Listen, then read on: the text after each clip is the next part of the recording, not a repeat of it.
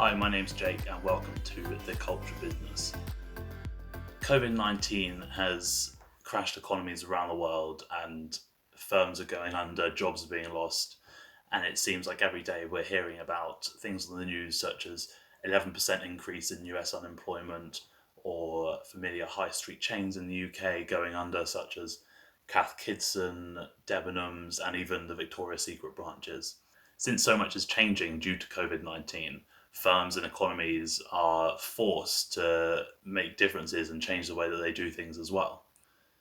For some, this means closing the business and furloughing staff while everything blows over, and for others, it means innovating and creating new ideas and ways to operate. Whilst economic downturns are all unique, we can learn lessons from them, and one of the biggest patterns that we can see is innovation. It helps job creation, improving consumer living standards. It creates strategic advantages for firms and it also solidifies market leadership. Here in the UK, at least, we've seen examples of firms innovating, creating online craft shops and tutorial centres, fitness apps which provide subscriptions, and also, being in the UK, alcohol subscription services. What we see here is businesses that we term agile will do better during an economic downturn. They're able to adapt. And whilst we see firms who are naturally in the right place at the right time doing better, such as Amazon, and firms that are in the wrong place at the wrong time, or in an industry that suffers from something like COVID-19, such as Virgin Atlantic, they are going to do worse. We see examples such as the firms I mentioned earlier who haven't changed for years, are sluggish, and are maybe a bit more bureaucratic. They will do worse. For example, the high street has been dying in the UK for years, and yet we see firms such as Boohoo, they are experiencing a higher year-on-year profit. Boohoo have managed to change their focus from clothes for going out to clothes for staying in, and that's an example of being agile. In fact, a spokesperson for Boohoo actually said that they've seen an increase in tops because people are on cameras like me and they're on Zoom meetings and they want to look smart.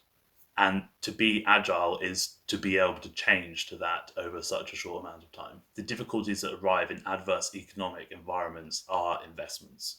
People are in generally a worse mood and they're struggling to find money to put into their business. For example, 2008 financial shock, innovation investment was declining. Innovation investment affected by the 2008 financial shock went from companies reducing investment in innovation from 10% up to over 25%. Companies that focus on innovation, such as Intel, reported that over 90% of their profits were coming from products that weren't even in place in January of that year. So the question is, how do you get from one side of the business to the other? How do you become innovative? Without competent management, even the best technologies can't come to fruition. So it's up to you to set an environment that allows innovation to happen. That's the first step. You need to have specific personality traits that allow innovation, and then that needs to be accompanied by the business orientation to allow innovation as well. You need to prepare for innovation through studying for it. And once you know how to do it, you need to motivate your staff both intrinsically and extrinsically to focus on that specific area.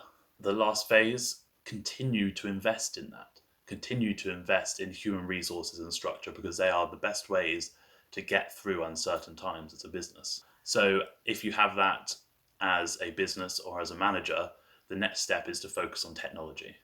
Increasingly, innovation is coming from a current business co-creating with an emerging technology.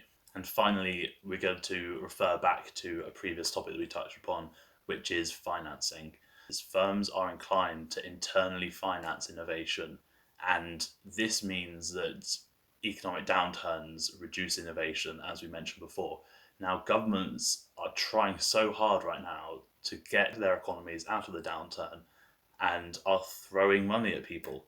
Now, this comes in the form of low interest loans or just financial aid. If you're using this for essential resources, then that's great. But if you're taking this money and leaving it in the business, that's the opposite of what the government wants you to do, what will be good for the economy and what will be good for your business, because innovation brings businesses out of economic downturns.